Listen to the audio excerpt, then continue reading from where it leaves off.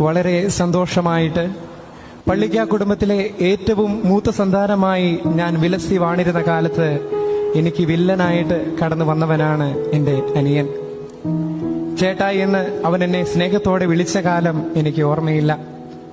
+2 ഒക്കെ പഠിച്ചു കഴിഞ്ഞ് ചേട്ടായി സെമിനാരിയിൽ നിന്ന് തിരിച്ചു പോരെ, അത് കഴിഞ്ഞ് ഞാൻ സെമിനാരിയിൽ പൊക്കോളാമെന്ന് നീ പറഞ്ഞതിന്റെ ഉറപ്പിൽ +2 പഠനവും കഴിഞ്ഞ് നിന്റെ അടുത്ത് വന്നപ്പോൾ എന്തായാലും ഇത്രയും ആയില്ലേ, ചേട്ടയെ തന്നെ അച്ഛനായിക്കോ എന്നും പറഞ്ഞ് നീ ഒരു കള്ളച്ചിരി ചിരിച്ചത് ഇപ്പോഴും ഞാൻ മറന്നിട്ടില്ല.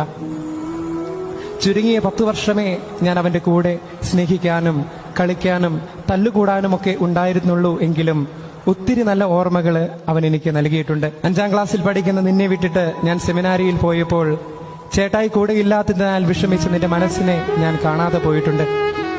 സെമിനാരിയിൽ നിന്ന് ആദ്യത്തെ അവധിക്ക് വീട്ടിലെത്തി മടങ്ങവേ ആരും കാണാതെ എന്റെ ബാഗിനുള്ളിൽ നീ ഒളിച്ചു വെച്ച നിനക്കറിയാവുന്ന മലയാള അക്ഷരമൊക്കെ കൂട്ടിച്ചേർത്ത് വെച്ച ഒരു ചെറിയ കത്തും അതോടൊപ്പം വെച്ച 2 സമ്മാനങ്ങളും മാത്രം മതി നീ എന്നെ എന്തോരം ഇഷ്ടപ്പെട്ടിരുന്നു എന്നതിന് തെളിവ്.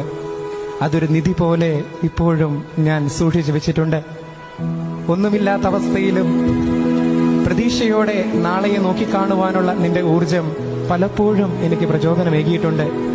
അല്ലേലും പപ്പയ്ക്കും മമ്മിക്കും ഇളയ മോനോടാണ് സ്നേഹമെന്ന് എപ്പോഴും ഞാൻ തമാശയായി പറയുമെങ്കിലും നിന്നെ സ്നേഹിക്കുവാൻ ഒത്തിരി കാരണങ്ങളുണ്ട്. അവർക്കും എനിക്കും ഒത്തിരി നന്ദി.